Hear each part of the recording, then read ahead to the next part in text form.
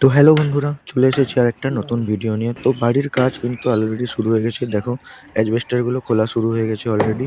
আর এদিকেরও অ্যাজবেস্টারগুলো খোলা হবে। আর তারপরে অ্যাজবেস্টারগুলো এই রান্নাঘরের ছাদে কিন্তু লাগানো হবে।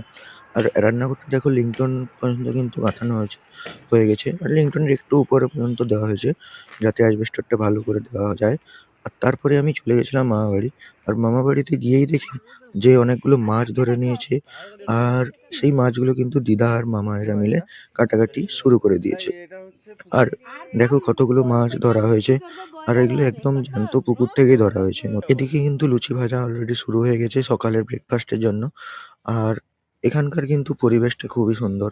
চারদিকে যে পুরো গ্রাম্য পরিবেশ। আর এই রান্নাঘরটা ছিল এখানে পড়ে গেছে। তো যাই হোক, আমাদের লুচি ভাজার সঙ্গে সঙ্গে কিন্তু এদিকে চিকেন কষার প্রস্তুতি চলছে। চিকেন কষা বলবো না, কারণ অনেকজন মানুষ চিকেনকে একটু আমরা ঝোল ঝোল টাইপের রেখেছি। আর এদিকে লুচি বেলাও চলছে কিন্তু। তারপর আমরা ব্রেকফাস্টটা সেরে নিলাম চিকেন কষা আর লুচি দিয়ে। খুবই ভালো লাগলো।